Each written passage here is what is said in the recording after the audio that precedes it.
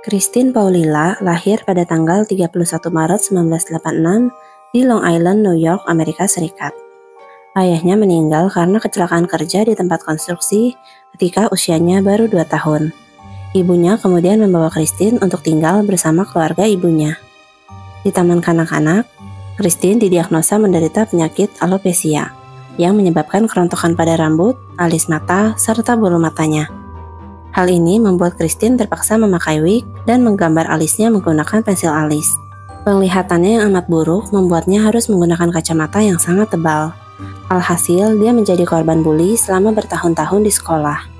Teman-temannya kerap kali mengendap di belakangnya, lalu menarik wignya sampai terlepas. Menginjak bangku SMA, ada dua gadis populer bernama Rachel Colorotis dan Tiffany Rowell yang bersimpati padanya. Kedua gadis cantik itu kemudian berteman dengan Christine dan mengajarkannya cara menggunakan make up, serta mengubah cara berpakaiannya agar dapat tampil cantik.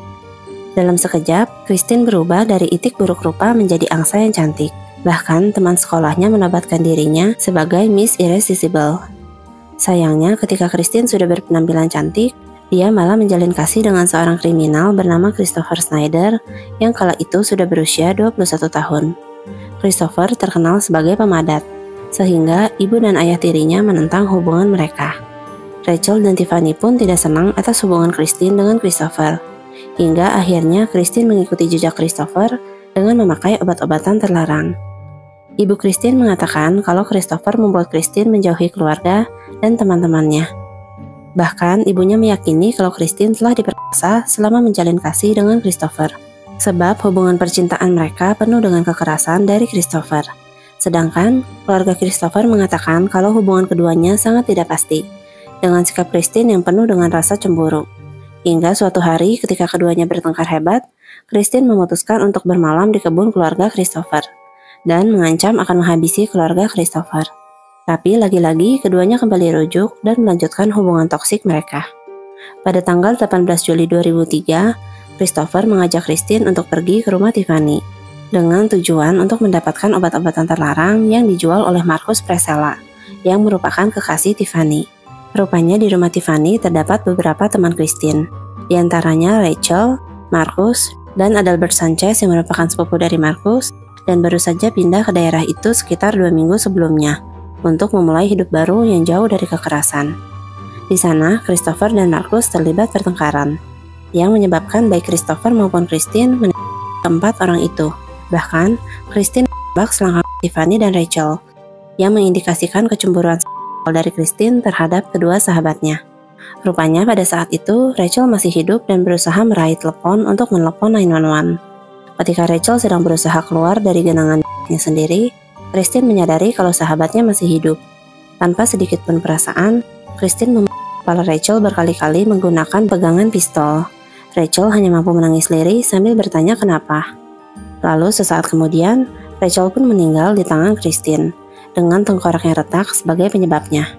Kedua pasangan kriminal itu langsung melarikan diri dari TKP. Kasus itu kemudian disebut sebagai Clear Lake Massacre oleh media, sebab lokasi terjadinya pembantaian mereka bertempat di daerah Clear Lake. Walaupun polisi mengantongi sketsa pelaku yang sempat dilihat oleh tetangga, tapi kurangnya bukti dan saksi membuat kasus pembunuhan itu dianggap sebagai kasus kartel, sebab melibatkan obat-obatan terlarang. 1 jam setelah melakukan kejahatan, Christopher mengantarkan Christine ke tempat kerjanya sebagai penjaga konter make up, agar mereka tidak dicurigai. Tidak sampai 1 tahun kemudian, tepatnya di tahun 2004, hubungan keduanya akhirnya berakhir, sebab Christopher dipenjara atas kasus pencurian mobil di Kentucky. Sedangkan Christine memutuskan untuk menjalani rehabilitasi di Texas. Di sanalah Christine bertemu dengan Stanley Justin Roth yang merupakan seorang pecandu heroin. Mereka menjalin hubungan dan memutuskan untuk menikah setelah keluar dari pusat rehabilitasi di tahun 2005. Pada bulan Juli 2005, Christine melihat berita yang membahas kasus tentang pembantaian di Clear Lake yang masih belum terpecahkan selama 2 tahun terakhir. Pada saat itu, dia menceritakan semua keterlibatannya dalam kasus itu terhadap suaminya. Justin rupanya malah membantu istrinya untuk bersembunyi dari polisi. Mereka kemudian menyewa sebuah kamar motel di San Antonio. Selama 8 bulan persembunyiannya, keduanya kerap kali memakai kokain dan heroin. Pada tanggal 8 Juli 2006, polisi mendapatkan telepon misterius dari seorang pria yang melaporkan Christine sebagai salah satu pelaku di kasus Clear Lake Massacre. Pria itu mengklaim kalau Christine sendiri yang menceritakan padanya ketika mereka berada di pusat rehabilitasi. Penelepon misterius itu dikonfirmasi bukan merupakan Justin, yang berstatus suami dari Christine. Polisi segera menelusuri keberadaan Christine dan menangkapnya di motel bersama dengan suaminya. Ketika ditahan, Justin mengungkap semuanya pada polisi. Awalnya, Christine tidak mengakui perbuatannya. Tapi kemudian dia mengaku terlibat dalam kasus itu dan melimpahkan kesalahan terhadap mantan kekasihnya, yaitu Christopher sebagai pelaku utama penembakan. Christopher yang mengetahui kalau dirinya sedang diburu oleh polisi atas kasus itu, memutuskan untuk menelepon polisi dengan berpura-pura sebagai orang lain yang memberikan informasi kalau Christopher sepertinya akan di daerah Greenfield.